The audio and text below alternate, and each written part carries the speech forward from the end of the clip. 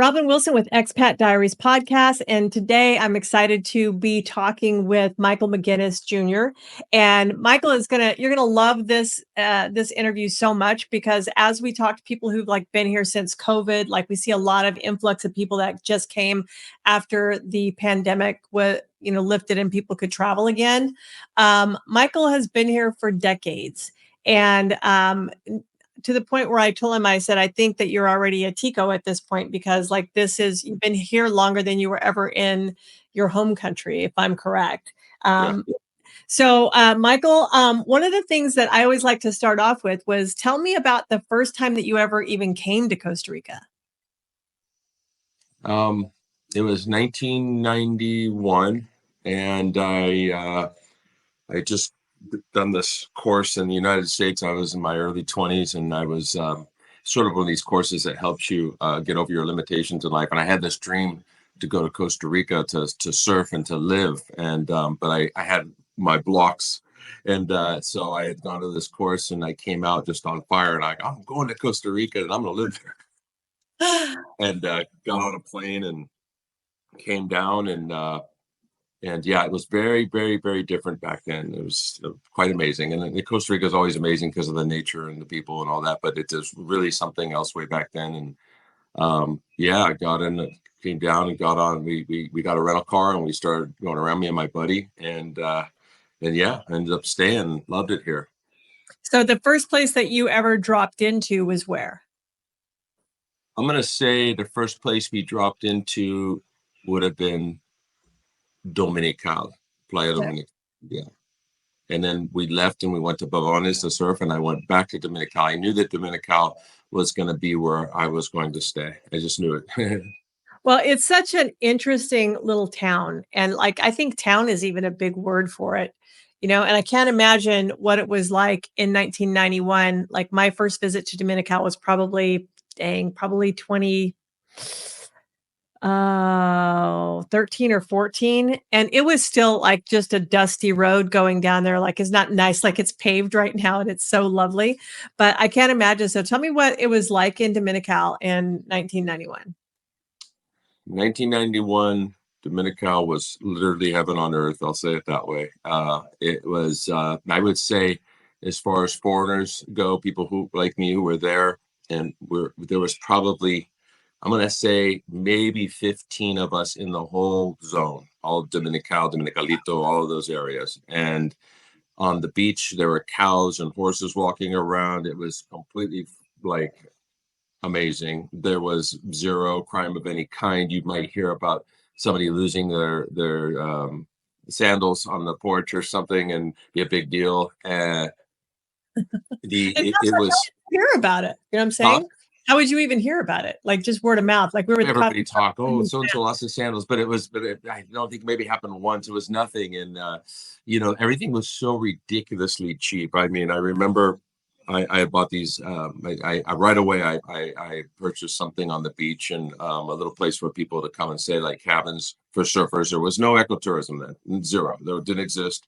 It was just some surfers found out about this place, Costa Rica, and they would get on buses or take rental cars. And I had this little place. I had 6 rooms at the time, and I would just put out a racima of bananas. These giant things. They're back then it was less than $1 for a giant thing of bananas, and coffee was almost free. And so I just let it. There were surfers that would come down and they would literally survive on the bananas and coffee, and they wouldn't eat anything else. It's kind of funny.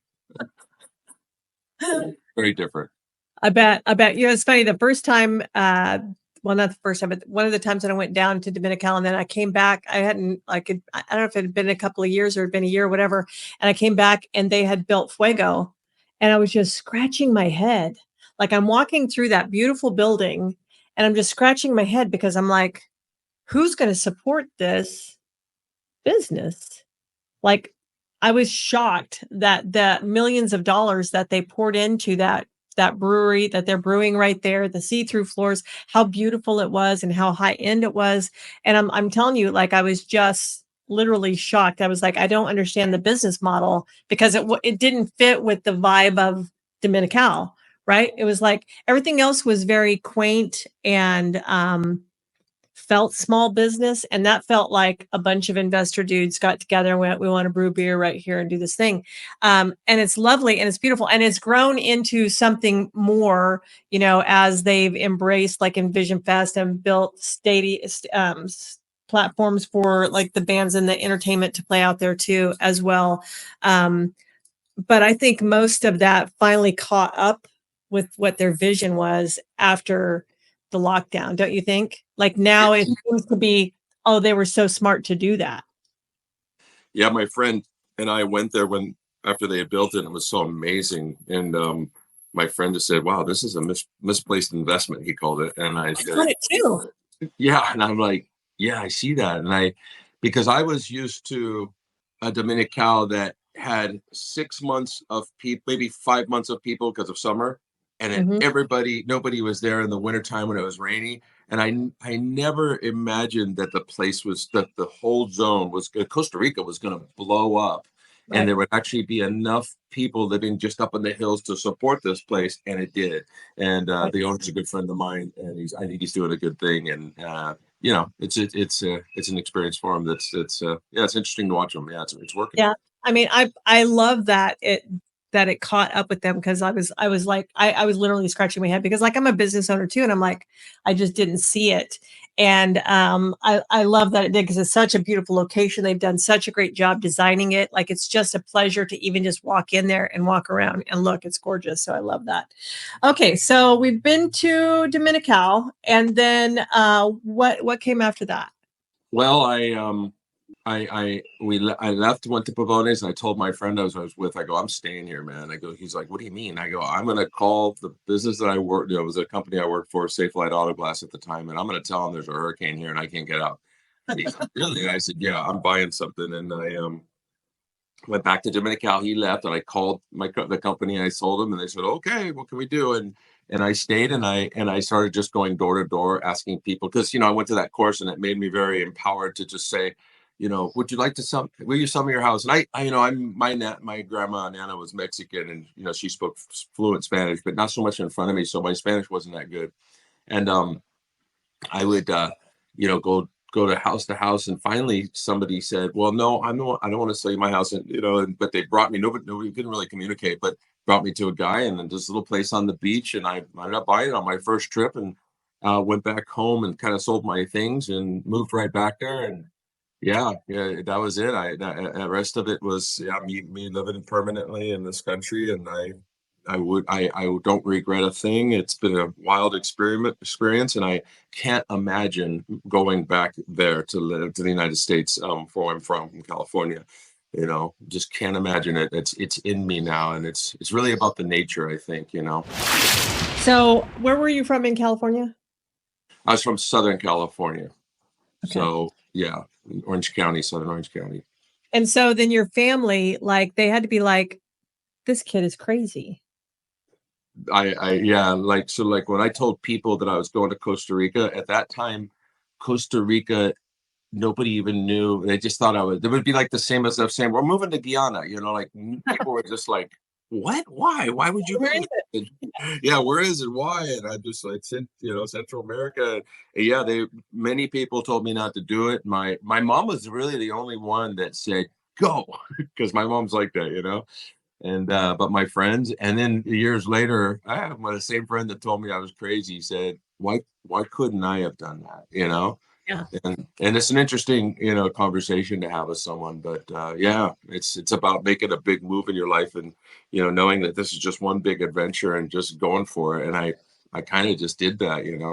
Don't you just think that sometimes people just don't know they're allowed to? You know what I'm Yeah. saying? They don't know that they have permission to do whatever the hell they wanna do with their life.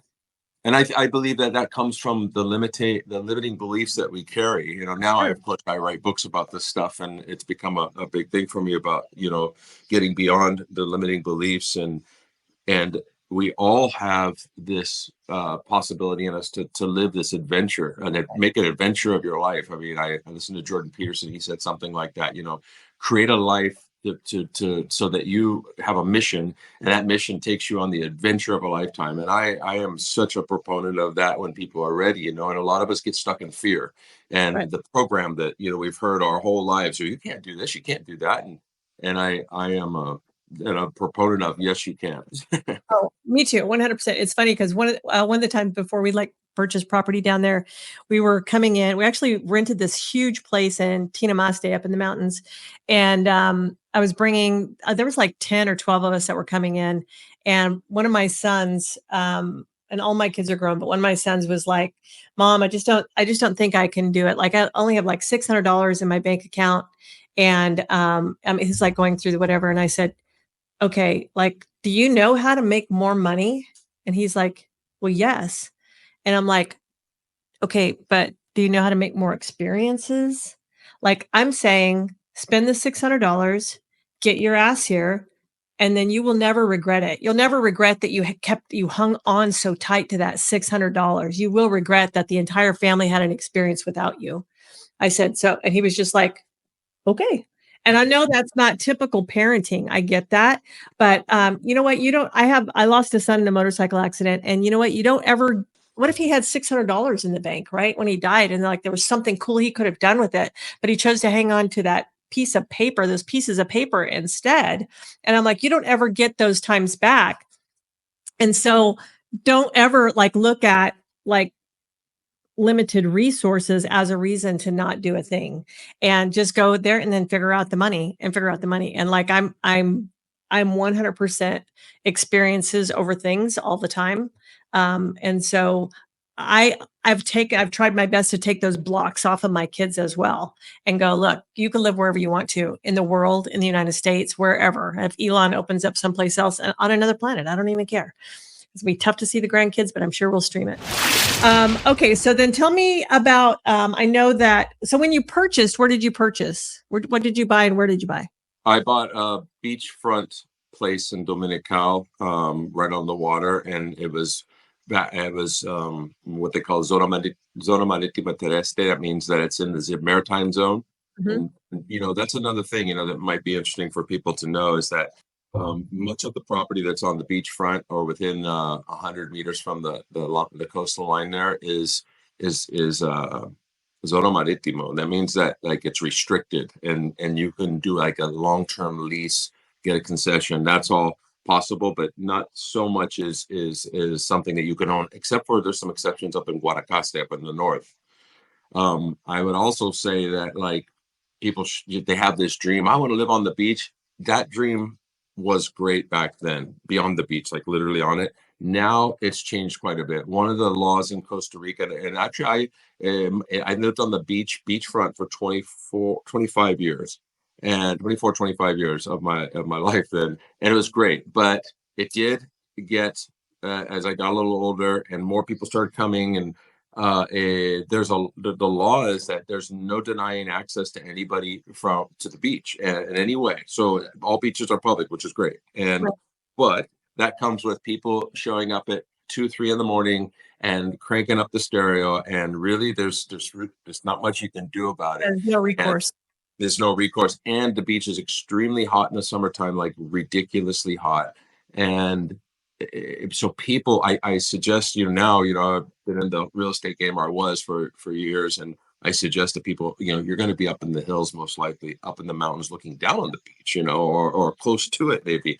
But to be on it is really not so livable anymore. That I would say that's kind of a fact, actually. Well, and we had like whenever we were purchasing land.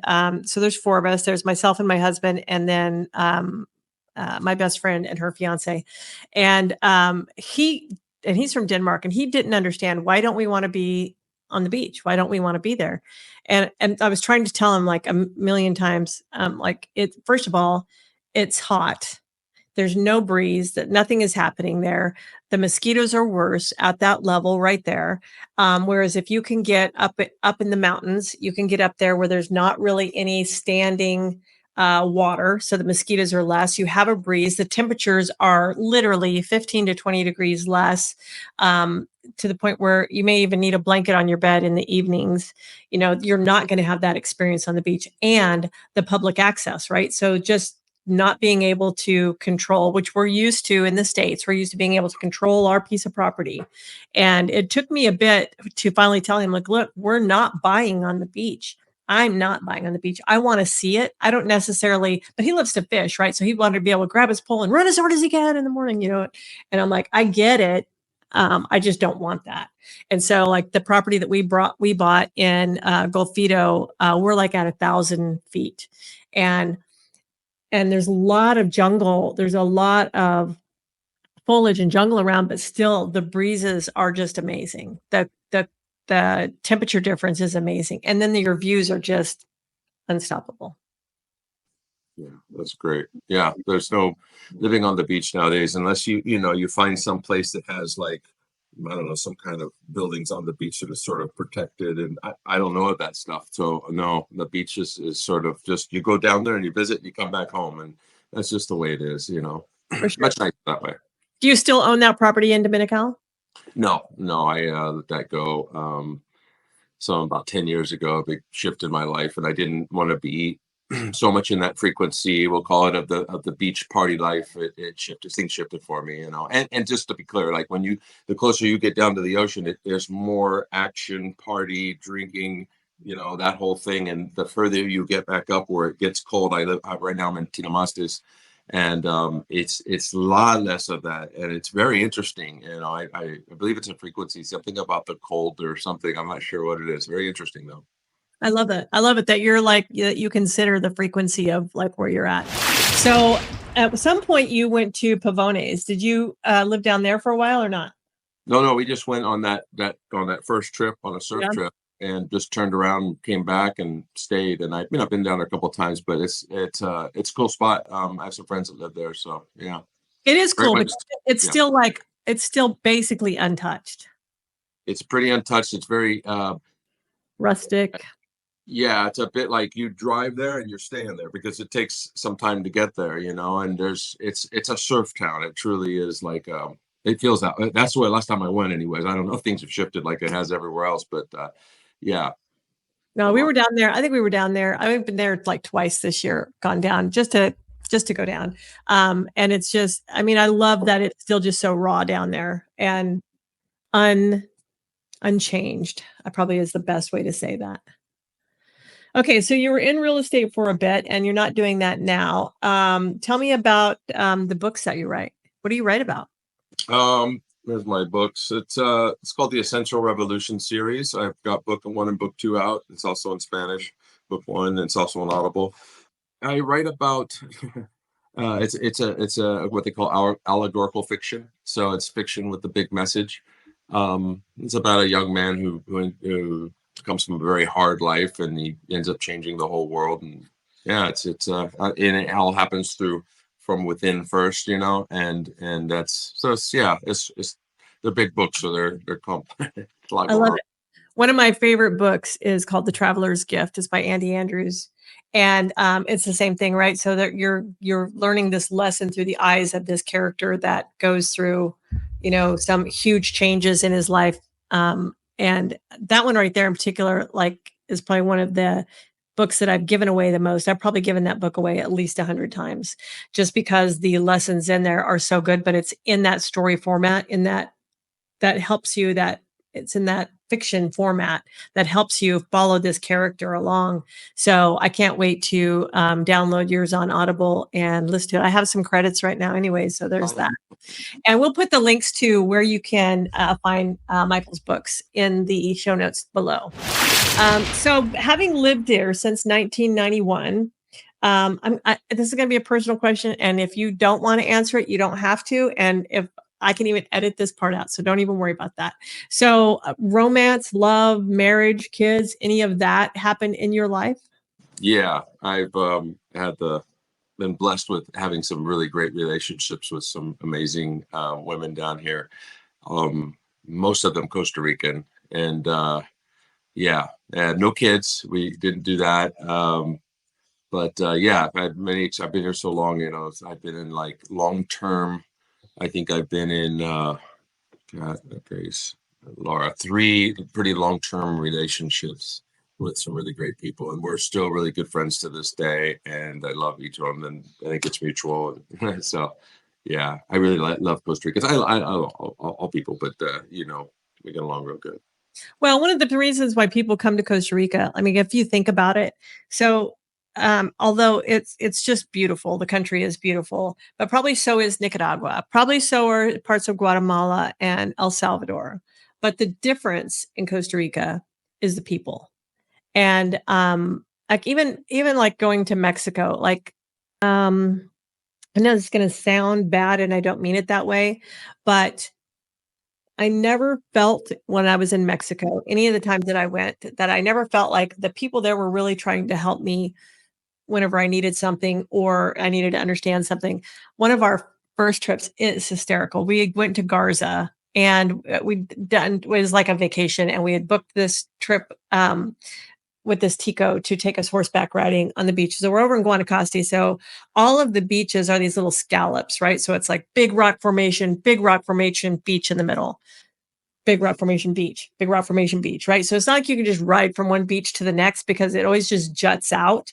And this beach is unique and individual. Like this one may be a beautiful tan sand beach that has those long conical shells that wash up on it and nothing else. And then you may be on a black sand beach next that just has these red rocks that wash up. I mean, they're so different. So we're on this horseback ride with this Tico who speaks zero English, like zero, Uh-huh. not a word. And we were literally just idiots in Spanish, right? Like we're doing our best. And like he isn't ever mad at us. He was never frustrated with us. He was never like rolled his eyes or made us feel like less. He would just keep talking. He didn't care that we didn't understand. Like he didn't not care in a bad way. He just didn't care. It was like, and he would get to the point where there would be words and we would like, he would speak so much that we would understand. He would speak slowly for us so that we could pick out the words that we would understand. Then we'd speak slowly and he would pick out the words. And it was like such a collaboration of communication that I had never experienced in another country. And this was like literally day 2 in Costa Rica. And then we had gone to the point where we had stopped at this restaurant that was right on the water and stopped for lunch. Bought him lunch. We all ate, whatever. And then this horrible rainstorm came up like thunder, lightning. And we've got all of these horses that are tied to trees at this restaurant that we're at this actually side of the jungle, whatever place to eat.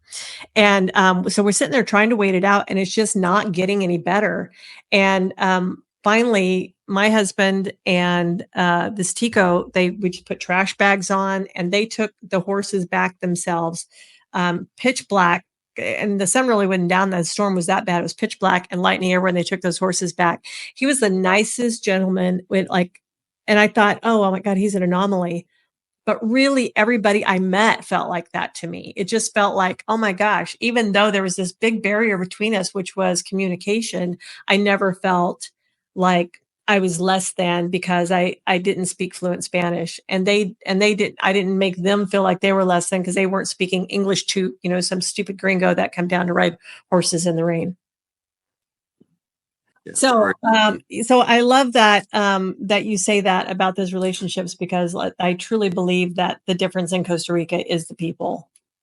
They literally just make the difference in that country 1,000,000%.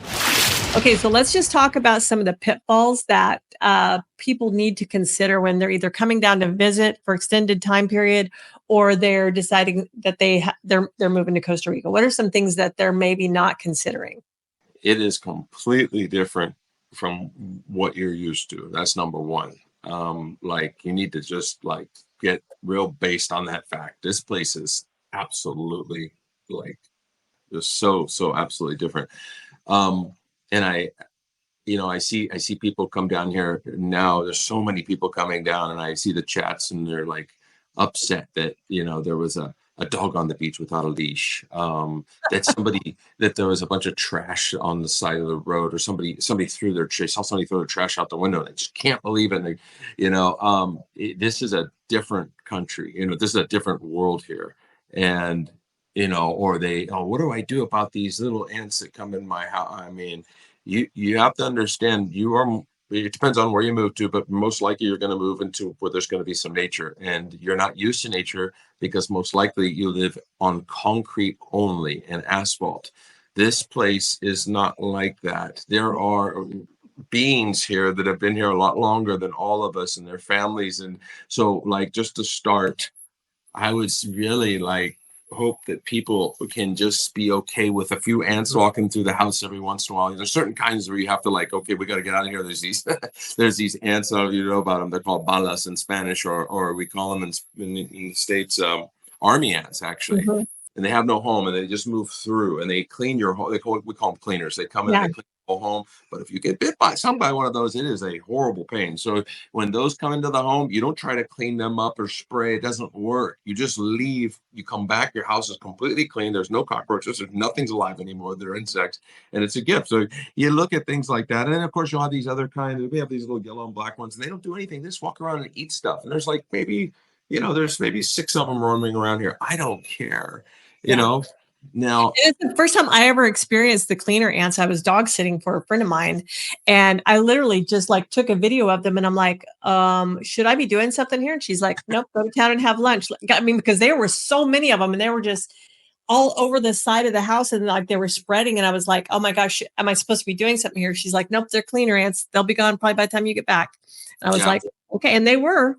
yeah, 100,000 of them could come in, and they'll just literally be black everywhere in movement. You'll see this movement. You just got to get out and leave, and do not get stung by them. Like whatever you do. I mean, if you do, it just hurts real bad. That's okay, but it's not fun. So yeah, that's one thing. Leave your maybe your politics behind. I mean, these people. Like it's really good to kind of get along with everyone when you're here, and also with Costa Ricans. Another thing, they are, I'm jumping a little bit, but they are a little on, we'll call it the conservative side. And I mean that, what I mean by that is like, we have hippies that come down here and they'll buy a piece of land, and a bunch of hippies will show up and they'll go to the river and they don't wear clothes. Well, for Costa Ricans, that's a thing. That's not like something you should be doing. It's illegal here. Not that the laws really, I mean, I guess if somebody pushed it, something could happen, but it's more like respect for these people, respect how they live, respect them, and not try to bring the United States or Europe to Costa Rica. That is like the number one thing. Humility. Just come hand in hand. Hi, just be kind. These people are very kind. They are not used to conflict. It might happen, but they don't like it. That's not their nature. There's no army here, like it's a different thing. They're very kind, like you said, and they'll help you in any way. But if you get on the wrong side, then it's not what you want. You want to be accepted. You want to be in community with people here. That's what. And I think that's the big word, right? Is being in community with them. And so like I hear people go, oh, and I'm in this expat community in Costa Rica, and I'm like, I mean, I don't want to live in an expat community. Not, and no offense to anybody who does, that that's their comfort zone and that was built out for them. I really like, even when I travel, I don't want to stay in a resort. I don't want to stay in a hotel. I want to stay in a house somewhere where everybody else is at. Like I want to be where that culture is. How I want to experience that country as much as I can, not what they've thought I want to experience. That's right. And then, on the other side of it, you do want to be cautious though about certain things. Like petty crime here is a thing. It's a real thing. Mhm. So you you really want to be careful. Like I used to tell people, hey, don't bring things here that you can't afford to lose. Like look at it that way. And they're like, what do you mean? I mean, like, you're walking around with diamond rings on and Rolexes. You are a target. You just leave that. Nobody wants that here. Nobody cares about Yeah. that. You're not any better because you have a freaking Rolex on your wrist. Leave all that crap back there. You're probably late because that thing doesn't tell good time. Exactly. We don't need this stuff anymore. This is a new world down here. This is nature. This is like a place where you can have a transformation in your life just to come here. So, you want to be careful about that. You want to be careful about when when you hire somebody, there is a lot of like theft. I had someone who was working with me would come once a week, and she found out where I was hiding the money and ended up, I was taken, and I put a video camera out, and I never mentioned it. And that's another thing. It's like, so petty crime is a bit of a thing. So you be careful with your stuff, you know. it's a thing, but it's like a trade-off, right? Because you get to live in this incredible place with all the nature, and all you got to do is just be a little careful about that. That's the biggest thing. So Just a little be mindful of that. a little mindful. Yeah, and I think it's the same thing too. Like, I when I come down, well, when I am down there in country for longer periods of time, um, every place that I've ever stayed has like a dry room of some version of whatever that you can just lock all of your stuff up in. You don't need it with you, I promise you. You don't need it. And it would be nice if maybe for a day you just went and enjoyed nature without having to capture everything on your phone. It's okay if you don't. There's enough pictures online that if you need to relive that, whatever, that'll be there. But I agree. Like, I think probably the biggest petty crime that I see is like people go to the beach Yeah. and then they leave all of their belongings in their vehicle, and you can see it. Someone can see it. And it's like, why? Why? Did you think you needed that crap? Stupidest thing you can do. Leave your stuff at home, hide it in some weird little place, like if you're renting here or something, hide your really valuables like under the trash can bag, something. And then if you're gonna go down to the beach, do not put stuff in your car. Don't even bring stuff and really put it on the beach because that can happen too. But like you said, you don't need this stuff. And Mm-mm. I'm not one of these guys that walks around with photos, everything. I guess I'm kind of old school. And I'm like, man, I just want to be an experience. And like you Yeah. said, there's photos everywhere. I look at a monkey, I can do that. I don't need it. But yeah, I also understand that that's people are kind of in that program, and I understand that. But do know if you leave your stuff in the car and you go to the beach or you go to a restaurant or something and it's sitting in the car, it's going to get broken into. Those rental cars, they know they got the keys to them. There's like a whole system. Yeah. And back on the petty crime thing with like people who work with you or people and something happens. This is a strange phenomenon here in this country, and I'm trying to figure it out. I still am. Is that even, yeah? So like this thing that happened with this person that was here every week, and she was taken. I got on camera, I had the proof, but I never said anything because if you say, I just let that no longer here working, right? And so if you, this is going to sound crazy, but if you were to like say something like, look what you did, I can't believe this, and then you have all the proof in the world, believe it or not, at some point the whole thing's going to turn around, and somehow, some way, you're the bad guy, and it is the weirdest thing. And and it happens to everybody here. They're like, I don't understand. I caught this person in it, and now all of a sudden everybody's mad at me. I said, that's right. So it's kind of interesting that stuff. It's a different, little bit of mentality in certain ways when it comes to that stuff. Not all of them, but a good portion of the locals. Especially when you're in what they call the campo, the rural areas. You get in the city, things are a little different. Well, but you think about like, what's the minimum wage there? Oh, it's low. Yeah, it's like Like it's under like $5 an hour. yeah, it's like $2.50 to $3 an hour, right? And so think about that. I mean, and a lot of people will pay more, and you're more than welcome to do that. But if you think about that, and now you've given them the opportunity, right, by leaving your stuff out or leaving your money out or leaving it somewhere where they could find it, in a poverty environment like that, like it's almost like you should be expecting that they're going to take that. So protect your relationship with these humans by putting that stuff away. I If agree. Yeah, it's funny, because it's I don't wear a wedding ring. And for the most part, my husband doesn't either, but he has one. And like I mean, in the States, he doesn't even wear it. We don't even wear it. And then we were coming down to Costa Rica and he's like putting his wedding ring on. I'm like, what are you doing? Like, that's the last place you should wear it. Leave that thing at home. And he was like, really? And I'm like, yes, really? We don't wear our jewelry down there. I mean, not for any other reason other than I don't want to be on anybody's radar. I don't want to, have I just don't, there's just no need for it. Like, 'cause I don't need it to tell people who I am. And there's just no need to have temptation where it shouldn't be. yeah. And the other thing, like with when you build a home or you're going to rent one or whatever, do not bring a safe and put it in your home, because if you do that, and let's say the person cleaning the house sees it or someone else, some worker, and they might not be doing anything, but at the dinner table, they're like, oh gosh, they put a safe in their house in the closet. It's just the dinner table back at home, and their brother might hear it. He might tell a cousin, and now you got a different situation, and it's not a pleasant one. So I would say no safes. Find some really weird place in the cushions of your, and that's the spot to put your stuff. No safes, unless they're safes that are completely hidden and no one could ever. No construction guy's going to put it in. Like it's like the safe thing is scary because there's stories out there where they opened it up, there was $70,000, and so everybody thinks they're going to become a millionaire, be a millionaire in Costa Rica, because and so it's very dangerous to put a safe in your home. I think. I have a question. I want to go back to your books for a moment.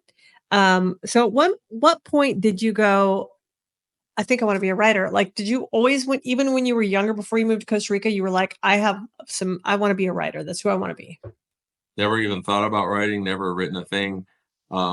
My father's a novelist, and I had my mom also wrote a book. I had this huge transformation down here with visionary experiences. I'll put it that way. Um, and uh, and then this idea was literally dropped down into me about this story, and I just it was the strangest thing because, like I said, I'd never written before, and I sat down, and the book just flowed out of me. It was probably one of the easiest things I've ever done. Easy, but only easy because I loved it. I loved this thing that was coming through me, and I'm like the story, and it was amazing. So I really, I discovered my creative part of my life just recently about whatever that was, 2014 ish, right around there. Before that, no, I was none of this stuff. So knowing that you have experienced this country for over 30 years, like people are coming down. I know that digital nomad is like, an opportunity now for a visa, which is great. But if they don't have any of those plans or those remote jobs to do, if people come down, they can't work in Costa Rica, can they? Well, technically they can't, but a lot of people do. And there's there's space for that. There's places for people to work and restaurants and bars. So yeah, and it's gotten, one thing that has changed a lot is it has gotten quite a bit more expensive than it used to be. It is not cheap by any means, but is it as expensive in the United States? I don't know. I'm not, so I go there and I see that you can live really cheap, but you're also eating food that's like maybe really unhealthy. And here you're buying maybe the same things or you go to like on ferias here, right? Like the farmers markets, and you can get great organic food and really inexpensive still, and Mhm. comparatively. And as far as work goes, yeah, it's better that you have a way of making, because you don't want to tax the system and really compete so much with the Costa Ricans. It's not going to work out well for you. That's what I see. Yeah, I see it too. And I think we have, we have like come up with a couple of different business ideas for, starting, because my whole goal most of the time in doing anything is not to get rich. It's always to create jobs and create an economy where, other people can thrive as well under my umbrella. Can I create something where everybody else's dreams can be realized because my dream is big enough? And so if my dream is big enough that their dreams can fit under it, then I've done a good thing. And so that's always what Beverly and I are business partners as well as friends. And even in the States with our businesses in the States, it's always, if people leave my employment to go do something else, I didn't show them that their dream could fit under my dream. I did not show them that could survive. And so I think about whenever like our property is in Golfito, and the university is there, and those people come out with a degree in hospitality or in tourism. Those are the two degrees that come out of that university. And I think about that, there's nothing going on in Golfito, right? There's no tourism. There is no hospitality down there. So those people are having to leave there and go somewhere else to work. So I'm going to leave their families, if they were actually from that area, and go like to Tamarindo or to Jaco or to San Jose or to one of the bigger cities to be able to use the degree that they have in tourism or in hospitality.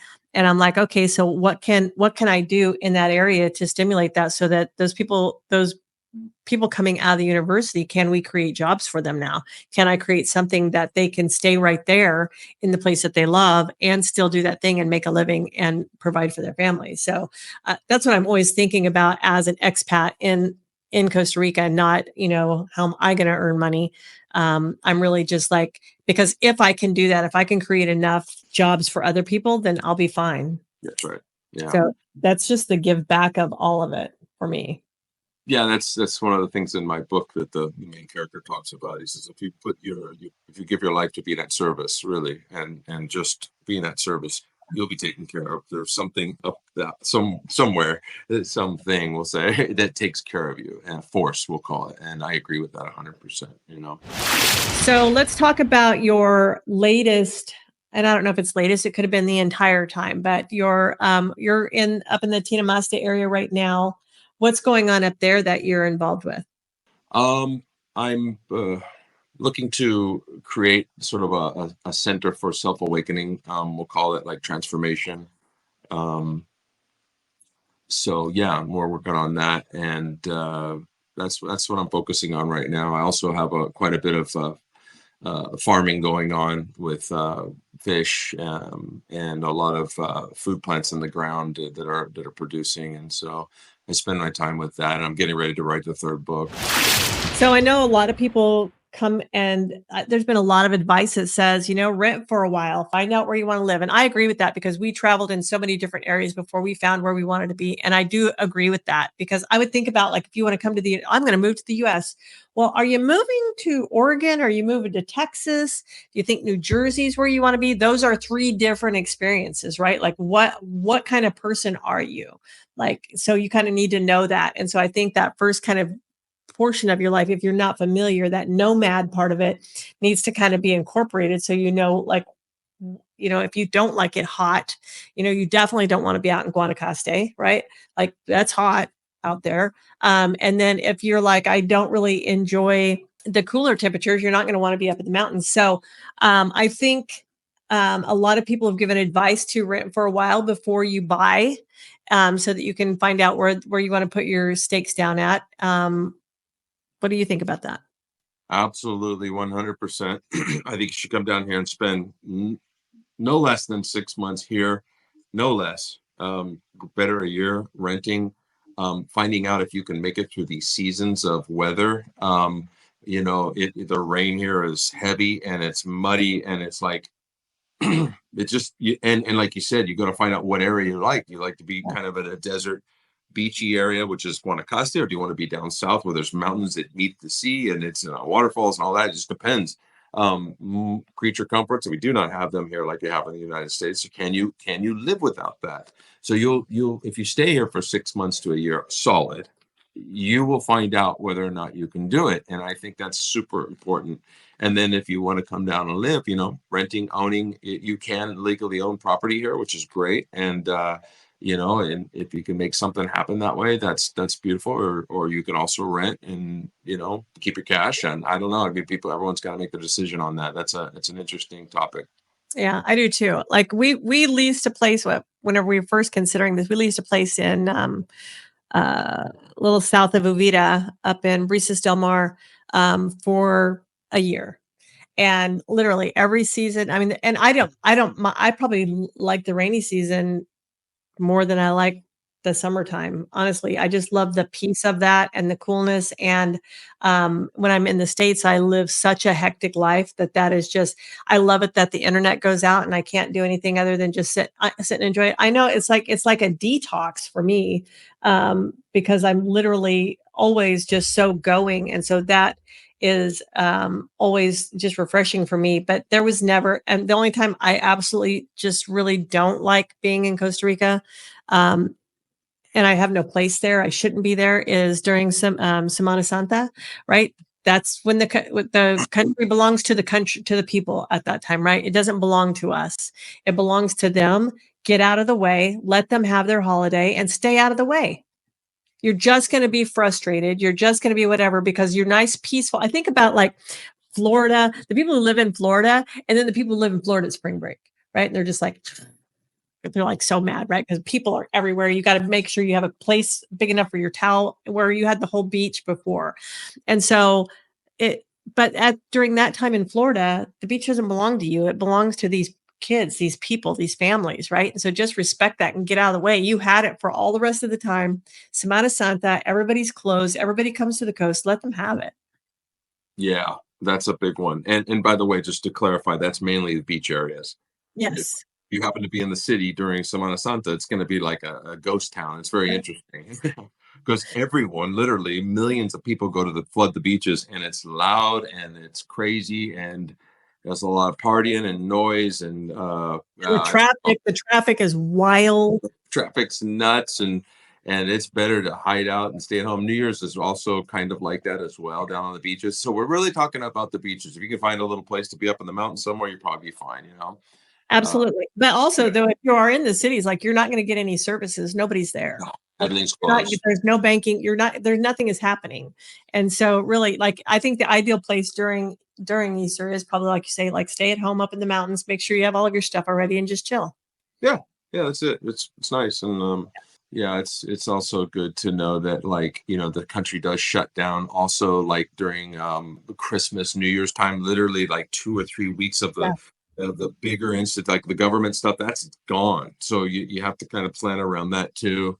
It's a different world. And again, just don't bring your like, I can't believe this. Do not do that here. This place is inviting you to have like a transformation in your life, to get out of the frequency of gotta do, you know, and it takes people. I used to have those little cabins on the beach, and I would notice after, if somebody comes here for a week and even 10 days or 2 weeks, they're not going to get the deep, like you called it, a detox. But if Mhm. they stay here for at least 2 weeks and they just take it easy, something is going to leave them. And then they're going to go, wow. So there's a version of me that can be relaxed and calm and not tense like it is in the States. And that frequency does not work down here. You're not going to be it's not going to work for you, because there is no crazy doing vibe. And the people that do that, they just don't do too well here. The Right. people don't understand it. The Ticos don't get it. And that over, when I say doing, it's like I gotta be doing something all the time or I'm losing my mind. And that's something that is a program that's happened from being over there. And Mhm. time is money, money's my life, and that kind of thing. That frequency, or that vibe does not work here. It literally doesn't. And it doesn't translate, right? Like your urgency does not translate to a Tico. I can No. promise you it doesn't. My favorite thing is that mañana does not mean tomorrow. It just means not today. All right. Yeah. And that's the other thing. It could mean some morning. It just doesn't mean tomorrow morning. Yeah, something everybody else everyone should know also is that no one's on time here. It's called Tico time. Yes. Never.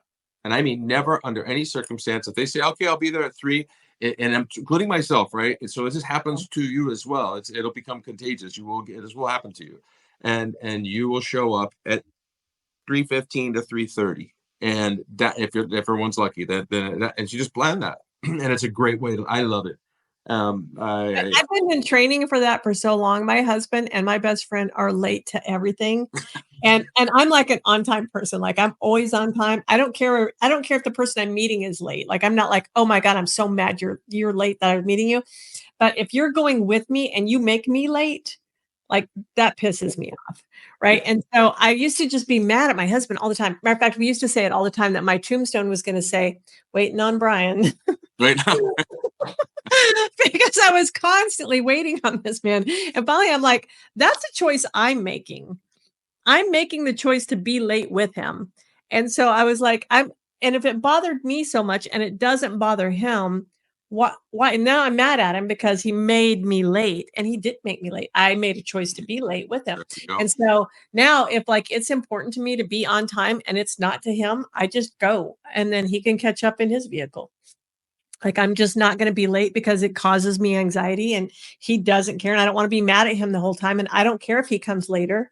And so, he's been training me for a long time to be a Tika, I think. I love that. Mike, is there anything else that you want to, add to this conversation that we haven't already covered? I would be glad to talk about anything that you want to. I just really am like, I love your journey. I love that you are the guy that you got the longevity. I think of anybody I've spoken to, you're the longest gringo that I know that is been in Costa Rica nonstop. Thank you. Yeah, maybe ask yourself, why do you want to come here? What do you, is it to escape something? I would invite people to really be open to coming here for the nature, Yeah. because that's what we have, and the people. But the nature is just everywhere. And that is like, and like, maybe also I would say, like, don't use pesticides. There's other ways to do things. Maybe don't spray these chemicals in your home to keep there's other ways. There's little things you can get. There's all these different ways. But if you do that, then you're just trying to make this place the US, and it's not. Mhm. And I promise you that the jungle it is so strong, and the nature, that it's not going to work, and you're going to get frustrated. Let it go. Come down here with the aim of being in nature. Come down here with the aim of becoming a better version of yourself by walking away from the program of wherever you came from, Mhm. and the fear and all the weirdness that place has. And I'm not trying to rip on it. I'm just saying, as a guy that's been here this long, I go back and I go, oh, I gotta get back home, and if you can, like, have that be a possibility for you, then I think you'll do really well here, because it is phenomenal, the nature here, and the people, and the clean air, and the incredible water. And as Mm. long as you don't start putting stuff, now you might see locals out there spraying, doesn't matter. That's just something that they haven't got yet, and it's starting to happen. And there's a lot of us who are saying, yeah, no to this, pesticides on the ground that is polluting the water, it's Yeah. destroying the earth. And so that's what I would say. Yeah. One of the things that you said, and I thought was really, really profound is like, are you escaping? So it's like, are you running away from something or running to something? Yeah. And, figure out what mindset you're in. And if you're running away from something, like, I just can't take all of this stress, all of this stuff going on right here, I think that you're going to go into shock, first of all. I think about like when people are taking care of a sick loved one, right? And then that loved one ends up dying, and you're not just mourning the loss of that human, you're mourning the loss of all of the activity that you had prior to that as well, right? So, like, you were getting their medicine, taking them to doctors, checking on them, you had all of these activities that you had, and now they've passed and you've got none of that, right? And so, there's not just going to be a vacuum whenever you come to Costa Rica of the people that you've left behind, but the day to day things that you've done that you're not even thinking about, right? That you do out of, it's just remote for you. Really, it just happens like this. And so one of the things that we do in my business to kind of, 'cause sometimes you don't know all of the things you do all day long, right? We do what's called a bother list. And so every set a timer, and every 15 minutes, write down a note. What did you do the last 15 minutes? What did you do the last 15 minutes? And do that like all day long for several days. And then you can look and see at your daily habits, at your hourly habits, what things that you're not going to be having in Costa Rica that you're used to doing on the daily so many times over and over again. And you're going to be, okay, can I live without that? Will I be okay to live without that? Well, because that vacuum of the humans and the vacuum of the activity, even though eventually you'll pick up new activities, for a while, it's going to feel like a loss and a mourning of all of these things. You're just out of sorts. I like that. Yeah, I think that's a good little practice there. I also, there's an old saying, it says, no matter where you go, there you are, right?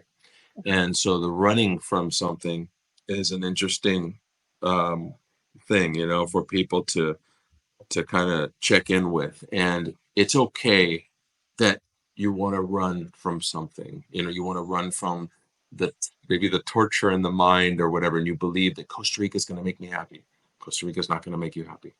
What's going to make you happy, I believe, or make you content, is to have a transformation in your life and to connect to something bigger than you ever thought possible. And Can Costa Rica help? Sure, because it's nature and that's where we're from. We are nature. We're not separate from it. We are it.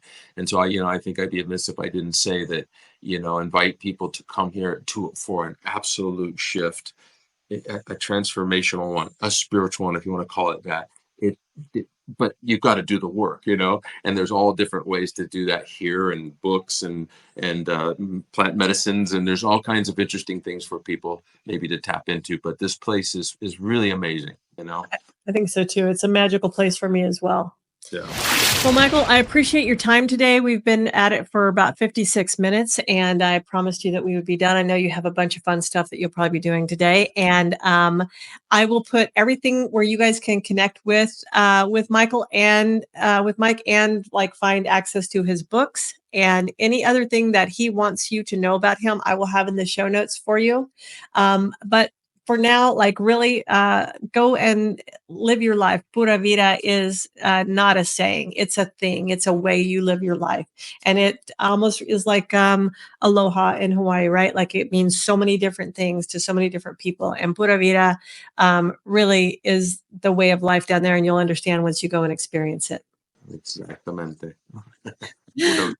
Yeah. Have a good time, everyone. Bye.